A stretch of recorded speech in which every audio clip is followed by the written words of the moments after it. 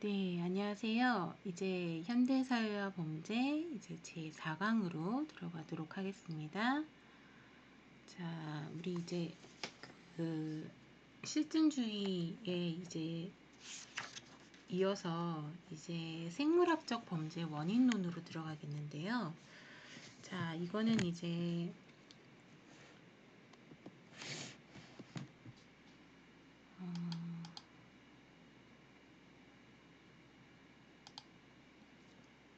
범죄 원인을 갖다가 생물학적 소질로 설명하려는 입장입니다.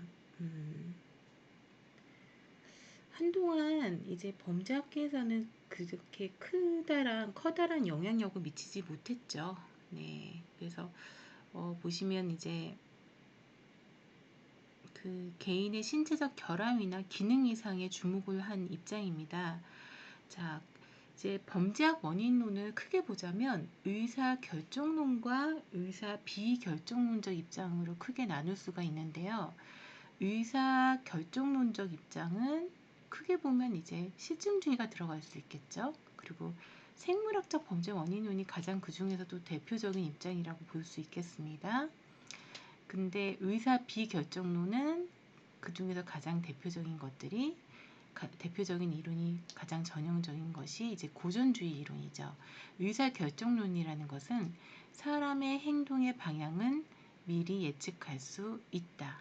가장 대표적인 게 이제 생물학적 요인들이 정해져 있다면 사람 행동의 방향을 미리 예측할 수 있다라는 입장이고요. 사람 행동의 방향은 사람은 누구나 자유의지를 가지고 있기 때문에 행동의 방향을 겉모습이나 생물학적 요인들만 가지고는 예측할 수 없다라고 보는 고전주의는 전형적인 의사 비결정론적 입장이라고 볼 수 있겠습니다. 따라서 이 생물학적 원인론은 과학적 범죄학의 발전에 초석을 제공한 그런 의미는 있습니다. 그런데 이제 여러분 뒤에 보시겠지만 20세기 이후에 처음 나타난 초기 생물학적 범죄 원인론 같은 경우에는 단순 통계 비교를 방법론적으로 한 방법론적 정교함이 굉장히 떨어지는 방법들이 많습니다. 과학적 정교함이 결여가 되어 있는 것들이 많기 때문에 현대에 와서는 이러한 방법론을 쓰지 않습니다. 네, 그래서 사회학적 원인론이 나중에 이제 대두가 됨으로 인해서 쇠퇴가 된 감이 없지 않아 있죠. 그래 있다가 이제 최근 20세기 후반 이후가 아니라 이후에 사회생물학적 혹은 생물사회 이론으로 다시 발전이 되면서 다시 이제 힘을 받고 있습니다. 그리고 생물학적 범죄 원인론은 다윈의 진화 이론에 그 바탕을 두고 있습니다. 우리 그때 지난 시간에 봤던 그 룸브르조의 격세 유전 이론이라든지 뭐 그런 것들도 다 이제 초기의 생물학적 범죄 원인론이라고 볼 수 있겠죠. 네, 그다음에 이제 뒤에 우리가 볼 뭐 유전 이론이라든지 체형 이론이라든지 이런 것들도 다 이제 그 진화 이론의 근거를 둔 이론이라고 보시면 되겠고요. 그리고 생물학적 범죄 이론에는 이제 뭐 여러 가지 이제 가정과 명제들이 나타나게 되죠. 예, 보시면은 뭐 이거는 뭐 참고로 알아주시면 될 것 같아요. 일단 뇌는 마음의 기관이자 인격의 자리고요. 어떤 행동 이론도 신경학 또 신경화학을 이용하지 않고서는 인간의 행동을 설명할 수 없다라고 합니다.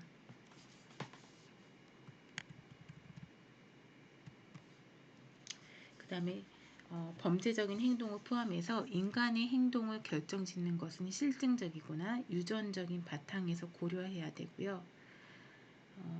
범죄율의 남녀 차이 또는 인종적 차이는 반드시 유전적인 혹은 생물학적인 요인들이 부분적으로 영향을 준다는 것을 고려해야 한다라고 되어 있고, 범죄적인 행동을 포함한 모든 인간의 행동은 세대 간의 유전이 될 것이다 라는 믿음을 갖고 있고요. 인간 행동의 상당 부분은 본능적인 충동이 그 뿌리를 두고 있다라고 여기서는 전제를 하고 있습니다. 이제 나중에 비판을 많이 받게 되기는 하죠. 네. 자, 그래서 그 중에서 이제 먼저 우리가 보게 될 거는 이제 체형과 범죄 관련된 이론들입니다. 자, 체형은 이제 그 기본적인 체형과 개성, 체형과 성격이 밀접한 상관관계를 가지고 있고, 이게 이제 범죄에도 영향을 준다는 그 이론입니다. 독일의 정신과 의사인 크레치머라는 사람이 만들어낸 이론이고요. 이 사람이 4,414명의 범죄자 체형을 비교해서 세 가지 신체 유형을 이제 분류를 했다고 해요. 그래서 세장형, 근육형, 비만형으로 이제 좀 단순하죠. 네, 일단은 이렇게 분류를 했다고 합니다. 이 사람이 그 여기 체육 전공하는 학생들이 있는지는 모르겠는데 체육 전공하는 학생들 교과서에서는 굉장히 비중 있게 그 나오는 그 학자라고 합니다. 근데 이제 인간의 체형을 갖다가 세 가지로만 분류했다는 게 일단 방법론적으로 좀 굉장히 단순해 보이죠. 그래서 일단 세장형 먼저 보시면 세장형은 키가 크고 마른 체형을 가진 사람이죠. 그래서 지능이 좀 부족하다고 해요. 이런 사람들은 그리고 감정이 굉장히 없는 스타일. 다른 사람을 배려하는 감정이 없고 지성이 부족하고 그리고 이제 신체적인 능력은 아무래도 마르다 보니까 신체적인 능력은 좀 떨어지는 유형. 네. 그리고 행동에 조심성이 많은 성격. 그러니까 근육은 없어요. 그리고 이제 뭔가 폭력 범죄에 연루될 가능성도 없습니다. 뭐 신체적인 능력이 뛰어난 건 아니기 때문에. 그래서 이런 사람들 같은 경우에는 범죄를 저지른다고 한다면 소액 절도범이나 아니면은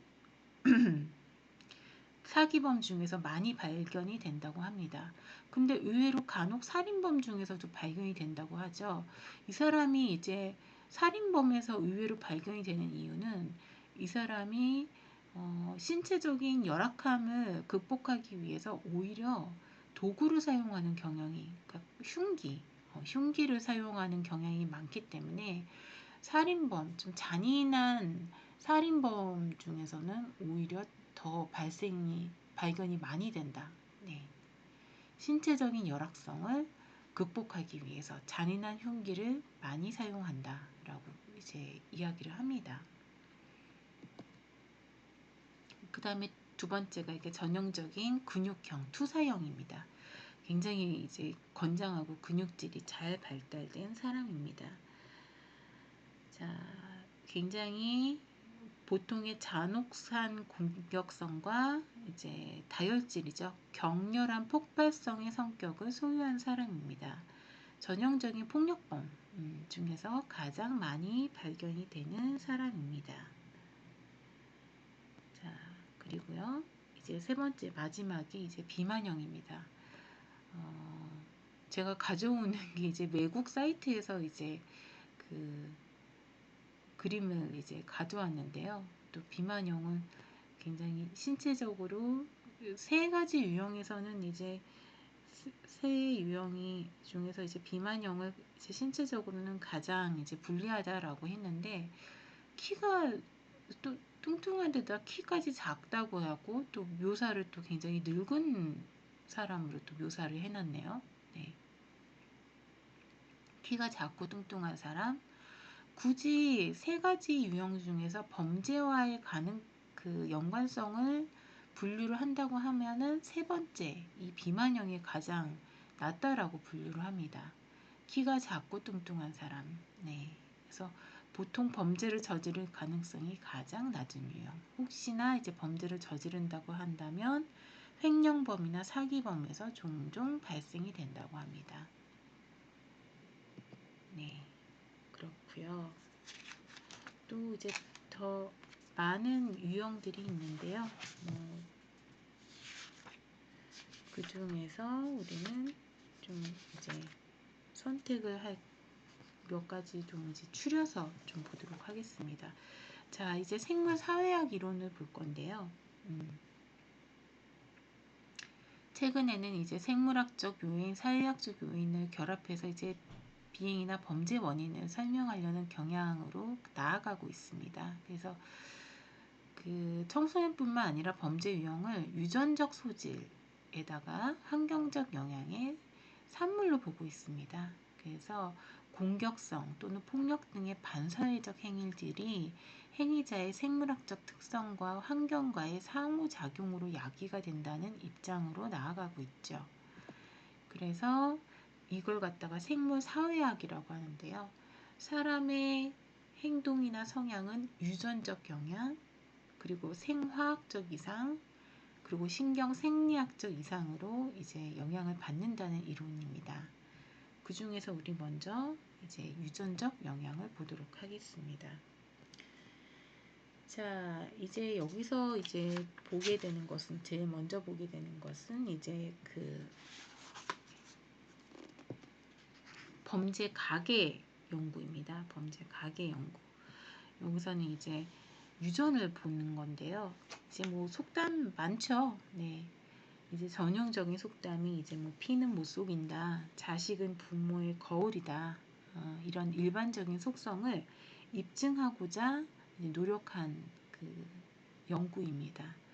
그래서 범죄자인 조상을 둔 후손에게서 내려오는 범죄 혈통을 한번 과학적으로 우리 한번 밝혀보자. 그래서 이제 그 굉장히 유명한 두 가지 연구가 대표적입니다.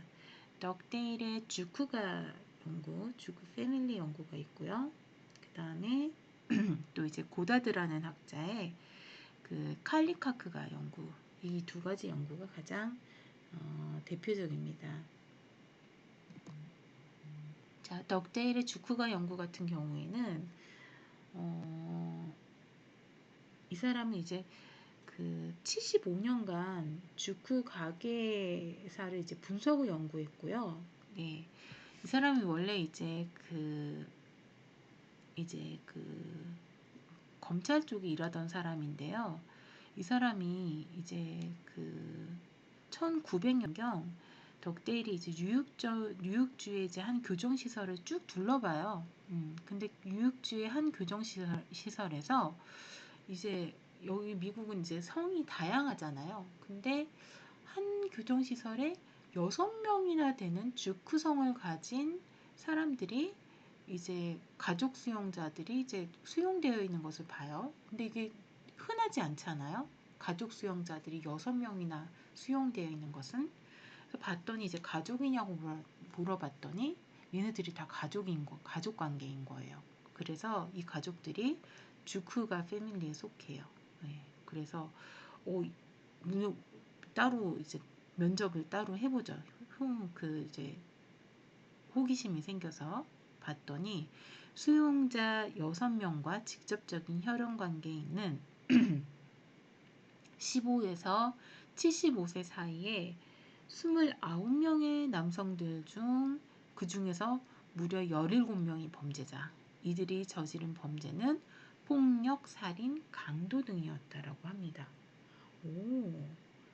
그래서 좀 더 연구를 해봅니다. 덕데일은 이제 그 집안에 7대에 걸친 주크가 후손 1000여 명의 소재를 파악을 해서 범죄와의 관련성 여부를 조사를 해보기 시작합니다. 그랬더니 이 집안 굉장히 화려하죠. 무려 280명이 거린, 네, 그 다음에 60여 명이 절도범, 7명이 살인범, 140명이 잡범, 50명이 매춘부, 40명이 성병 환자. 네. 그래서 주크가에서 이렇게 많은 범죄자가 나온 것은 범죄가 유전된다라는 결정적 증거라고 해석을 하게 됩니다. 그게 이제 덕데일의 주크가 연구고요. 네. 자, 그 다음에 또 이제 고다드라는 이제 학자는요, 칼리카크가라는 이제 집안을 연구를 합니다. 이 사람이 1912년에 칼리카크가에서의 정신 박약의 유전 연구라는 이제 연구를 하게 됩니다. 이 사람은 이제 그 미국 남북 전쟁 당시에 마틴 칼리카크라는 청년 장교의 이제 사례에 이제 집중을 해서 이제 이 사람이 이 사람의 사례에 이제 그 집중을 하게 되죠. 이 사람은 그 군 복무 중에 이제 장교 출신이에요. 그러니까 군 복무 중에 원래 이 사람이 집안 출신은 좀 양호한 집안이었겠죠. 군 복무 중에 선 술집 정신박약 여성에게서 사생아를 낳고요. 그 다음에 전쟁이 끝난 후에 자신의 이제 집안과 이제 좀 격이 맞는 좋은 집안의 딸과 결혼해서 또 적자를 낳게 됩니다. 그래서 한 사람에게서 두 혈통이 이제 나오게 된 거예요. 네. 그래서 이제 사생아 혈통 480명 중 그 중에서 무려 143명이 정신박약, 그 다음에 33명이 이제 성불구자, 24명이 알코올 중독자, 8명이 이제 매춘부, 간질병 및 범죄자가 각각 3명씩. 네. 그 다음에 적자 혈통 469명 중에서는 2명의 알코올자와 1명의 성불구자 이외에는 모두 의사 혹은 법률가, 학자, 실업가, 지주, 군인 등으로 정신박약의 유전적 결함이 없었다고 합니다. 예, 그래서 이 연구 결과 고다드가 이러한 정신박약은 유전이 된다. 예, 라고 이제 범죄성은 유전과 깊은 연관성이 있다라는 그 결론을 내리게 됩니다. 특히 이제 그런 그 나약한 정신은 물려받는다라고 주장하면서 이러한 허약한 정신이 알코올 중독이나 범죄 행위, 성매매, 난잡한 성행위와 같은 행동을 포함해서 타락의 원인이라고 이제 주장을 하게 되고요. 고다드는 칼리카크 가계사 연구를 통해서 우생학자가 돼요. 그래서 우생학의 핵심 아이디어를 탐구한 것이고 향후 우생학 연구에 상당한 영향을 주게 됩니다. 네. 이제 이것이 이제 우생학의 기초 연구가 된 사례라고 볼 수가 있겠죠. 자, 그 다음에 이제 쌍생아 연구가 나오는데요. 이게 쌍생아라는 표현이요. 원래는 이게 쌍둥이 연구거든요.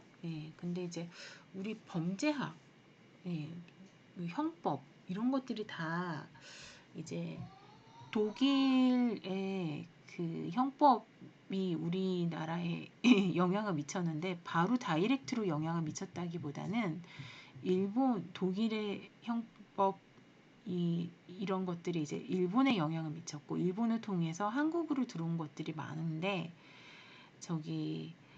일본식 한자어가 우리나라로 바로 들어온 것들이 번역돼서 바로 들어온 것들이 많아요. 그런 대표적인 그 흔적 중에 하나가 쌍생아거든요. 그래서 트윈스 스터디인데요. 이게 쌍둥이 연구라고 표현을 해도 될 것 같은데 굳이 쌍생아라고 교과서에 많이 번역을 많이 하더라고요. 쌍둥이 연구입니다. 네. 그래서 이거는요 범죄와 유전의 관계를 증명하는데 이제 쌍둥이 연구를 하고 있습니다. 쌍둥이 및 입양아 연구. 그래서 범죄와 유전의 소질과 환경과의 관계를 명확히 하려는 연구 의도에서 쌍생아의 범죄 행동에 있어서의 일치율. 그래서 이제 가설을 보는데요.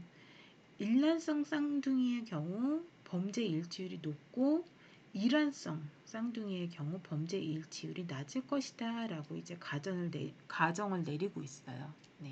그래서 쌍생아의 경우 어느 한쪽이 범죄의 길에 들어서게 되면 다른 한쪽도 마찬가지로 범죄의 길에 들어서도록 운명지어진다 있다라는 것을 보여줌으로써 범죄 행동에 있어서 유전의 영향을 입증하려고 한 연구입니다.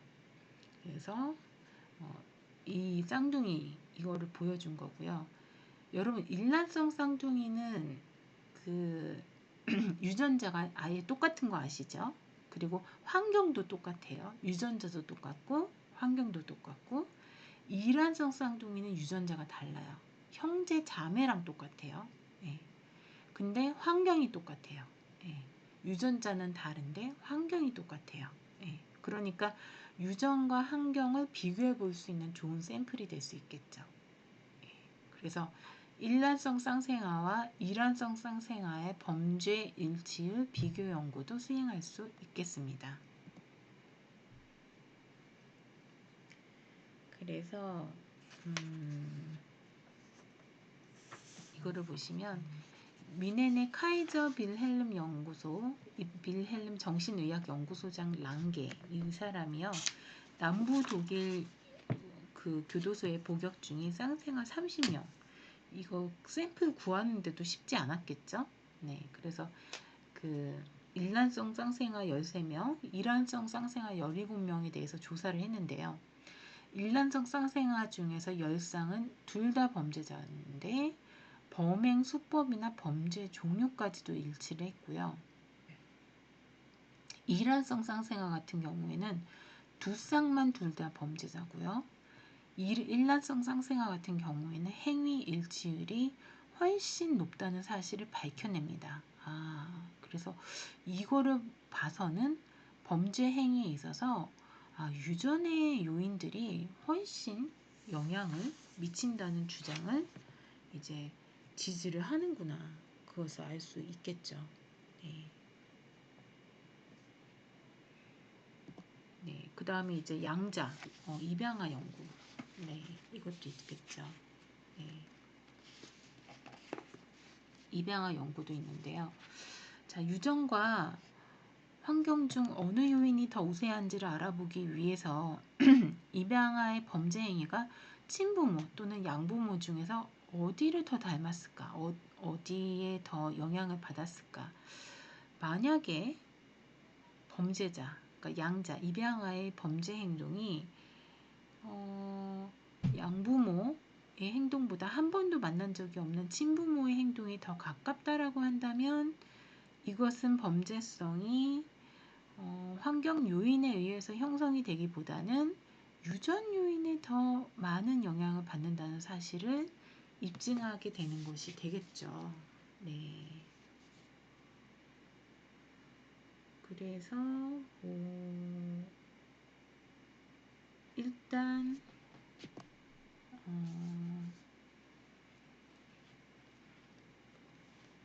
허칭스와 매드닉 이건 이제 1977년에 있었던 연구인데요. 이제 미국에서 있었던 연구 결과죠. 유죄 판결을 받은 입양아 표본을 조사한 결과 양부들 중에 13%가 범죄 경력자인 반면에 친부들 중에 31%가 범죄 경력자. 한 3배는 안 되고 2.6, 7배 그 정도가 좀 더 강력하게 작용을 하고 있네요. 그 다음에 통제 집단의 친부들 중 11%가 범죄 경력이 있네요. 예, 일반 청소년들 중에서 꽤 높네요. 그 다음에 입양아의 생물학적 친부가 일반 청소년의 친부에 비해서 훨씬 더 범죄자의 가능성이 높게 나타났습니다. 입양아들은 입양 가정의 사회적, 환경적 조건들에도 불구하고 생물학적, 부모의 행동적, 지능적 특성들을 많이 닮은 것으로 나타났다고 합니다. 자, 그래서 이 양자 입양아 연구 같은 결과도 보시면 생부가 범죄자였던 입양아가 그렇지 않은 경우보다 더 범죄 성향이 높고 특히나 양부와 생부와 모두가 이제 범죄자인 경우에는 범죄율이 매우 높다는 결과를 보였다고 합니다. 특히 이제 우울증, 범죄 행위, 네, 그 다음에 교육 수준, 약물 사용 등은 부모가 가지는 특성을 유전적으로 전달된다는 증거들이 다양한 연구를 통해서 밝혀졌다고 합니다. 네. 자, 그러면 오늘은 이제 유전과 범죄, 입양아 연구까지 이제 살펴보는 것으로 하겠습니다. 다음 시간에는 이제 이상 염색체 연구부터 이제 그 강의실에서 이제 수업하는 걸로 하도록 하겠습니다. 자, 여러분 오늘도 고생 많이 하셨습니다. 네, 감사합니다.